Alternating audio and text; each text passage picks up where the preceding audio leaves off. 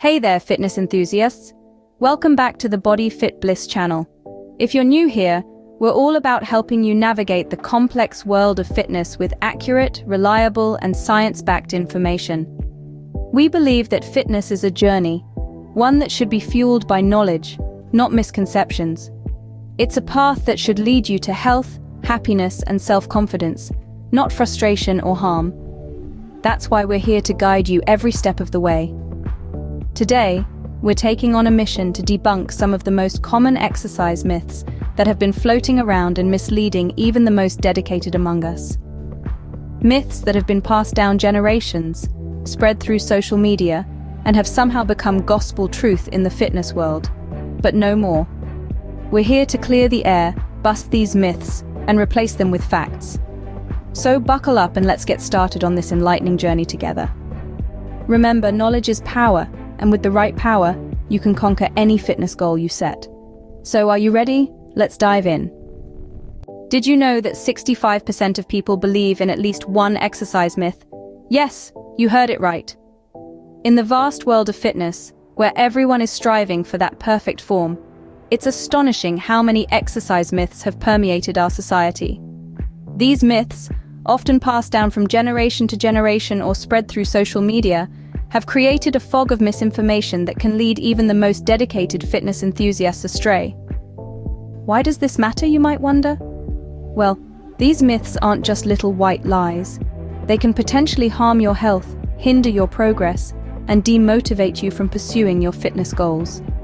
Whether it's the belief that pain equals gain, or the notion that sweating means fat loss, these misconceptions can impact the effectiveness of your workouts and, in some cases, push you towards unnecessary and harmful practices. So why do these myths persist despite the wealth of accurate information available? The answer lies in their simplicity.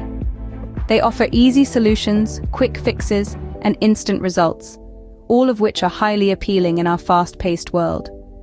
However, fitness is a journey, not a destination, and it requires dedication, proper knowledge, and patience.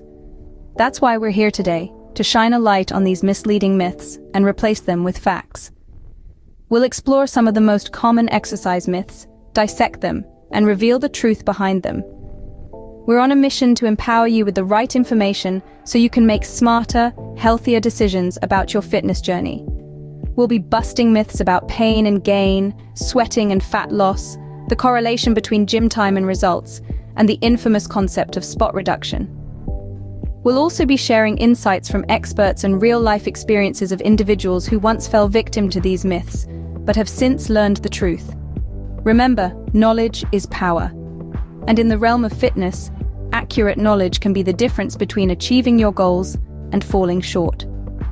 So, let's embark on this enlightening journey together.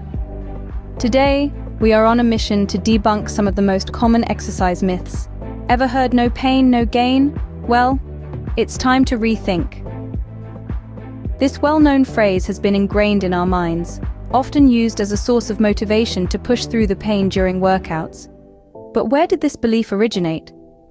Historically, the idea of no pain, no gain was popularized in the world of athletics, where pushing the body to its limits was seen as a sign of dedication and a pathway to success. However, this notion can be misleading and even dangerous for everyday fitness enthusiasts. Take Jenna, for instance, a beginner runner who adhered strictly to this mantra. She ignored her body's signals, pushing through severe discomfort during her runs. Unfortunately, Jenna ended up with stress fractures, setting her fitness journey back several months. Exercise physiologists agree that while some discomfort is normal during a workout, severe or sharp pain is a sign that something is wrong. It's your body's way of telling you that you're overexerting yourself or risking injury. Instead of pushing through the pain, it's essential to listen to these signals and adjust your workout accordingly. Fitness is not about pushing your body to the brink of collapse, but about building strength, endurance, and flexibility over time. It's about celebrating what your body can do, not punishing it for what it can't. So next time you're working out, remember, pain doesn't always equate to progress. Remember, working out shouldn't be about punishing your body, but celebrating what it can do. Think you're losing fat when you're sweating? Think again. One common exercise myth is that sweating is a surefire sign of fat loss. It's easy to believe this misconception, especially when we see those beads of sweat trickling down after an intense workout. We associate it with the burning of calories, and indeed, it does feel like a tangible symbol of our hard work. But let's debunk this myth with a simple scientific fact. Sweating is primarily your body's natural response to heat. It's a cooling mechanism, a way for your body to regulate its temperature. When you exercise, your body heats up, and to cool down, it produces sweat. Consider John, a seasoned marathon runner. John would often finish his long runs drenched in sweat, which he initially thought meant he was burning a massive amount of fat. However, after consulting with a sports nutritionist, he learned that his sweat was primarily the result of his body maintaining a safe internal temperature during his runs. It wasn't a direct indicator of how much fat he was losing. In fact, the amount you sweat doesn't correlate directly to how much fat you're burning. Factors like your fitness level, the environment, and even your genetics can influence how much you sweat. So next time you're drenched in sweat, don't confuse it with fat loss. It's merely your body's way of cooling down. Believe spending more hours in the gym equals better results? It's time to bust this myth. The idea that more gym time equals better results is a pervasive one. It might trace its origins back to the early days of bodybuilding, when athletes would spend hours on end in the gym, pumping iron and pushing their bodies to the limit. But here's the twist. More isn't always better. Consider the story of Jane, a fitness enthusiast who once believed in the more is better philosophy. Jane spent long hours at the gym, often working out for 2 to 3 hours at a stretch. However, despite her dedication, she didn't see the results she expected. That's when she learned about the concept of efficient, high-quality workouts. Expert fitness trainers agree that the quality of your workout is far more important than its duration. It's not about how much time you spend at the gym, but rather about how effectively you use that time. A focused 1-hour workout can yield much better results than a 3-hour session with low intensity and poor form. Moreover, overtraining can lead to a plethora of health issues, including injuries, hormonal imbalance, and decreased immunity. It's essential to balance exercise with adequate rest to allow the body to recover and grow. In the end, it's not about how long you're in the gym, but what you do while you're there. Ever tried to lose fat from a specific area by exercising that part alone? You might have fallen for the spot reduction myth. Yes, the idea that doing hundreds of crunches will give you a flat belly or performing countless squats will eliminate thigh fat is a myth that has been floating around for quite some time. It's a tantalizing concept, isn't it? Choose a problem area, work it out, and voila, the fat magically disappears from that spot. However, the truth is, it's not that simple. Let's take Jane, a fitness enthusiast, as an example. Jane, like many of us, believed in the spot reduction myth. She spent hours doing sit-ups with the hope of shedding the extra inches around her waist. But despite her best efforts, Jane didn't see the expected results. Why? Because our bodies don't work that way. When you exercise, you're not just burning fat from the area you're working on. You're burning calories and fat from all over your body. Our bodies decide where to lose fat based on a complex set of genetic and hormonal factors, not the specific muscles we're working out. So what's the key takeaway here? It's that overall body fat reduction, achieved through a combination of regular cardio, strength training, and a balanced diet, is the way to go. Don't fall for the myth of spot reduction. It's not about targeting a specific area, it's about targeting a healthier you. Remember, your body decides where it loses fat, not your workout routine. Now that we've busted these exercise myths, it's time to spread the truth. Let's take a moment to recap what we've learned today. Our journey into the world of exercise myths has shown us that misinformation can be as prevalent as sweat in a gym. We've taken on 4 of the most common misconceptions and shown them for what they truly are.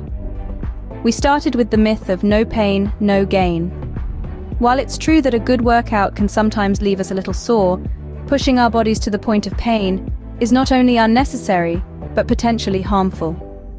The body's cries of discomfort are its way of telling us to slow down. to give it a chance to rest and recover. Next, we addressed the misconception that sweating equals fat loss. Sweat is a byproduct of our body's cooling system, not a measure of how many calories we've burned. It's important to remember that hydration is key, and the weight lost through sweating is primarily water weight that needs to be replenished. We then tackled the myth that more gym time equals more results. Quality, not quantity, is the name of the game when it comes to effective workouts. It's not about how long you spend in the gym, but how well you use that time. Smart, focused workouts can yield results just as good, if not better, than long, drawn-out sessions.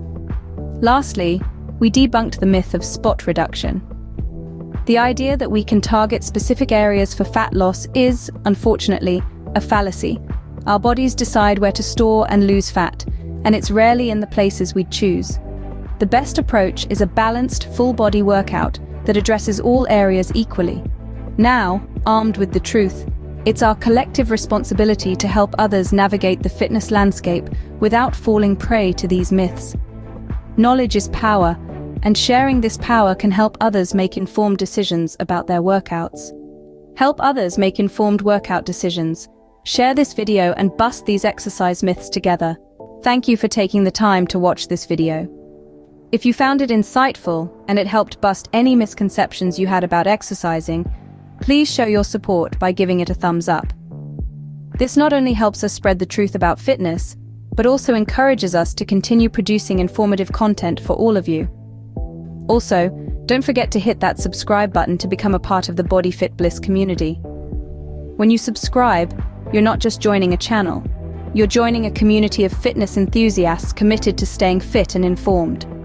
Here at BodyFitBliss, we believe in continuous learning, so stay tuned for more myth-busting and fitness tips. Remember, exercise is not just about looking good, it's about feeling good and staying healthy. So let's continue our journey towards a healthier and more informed lifestyle together. Stay fit, stay informed.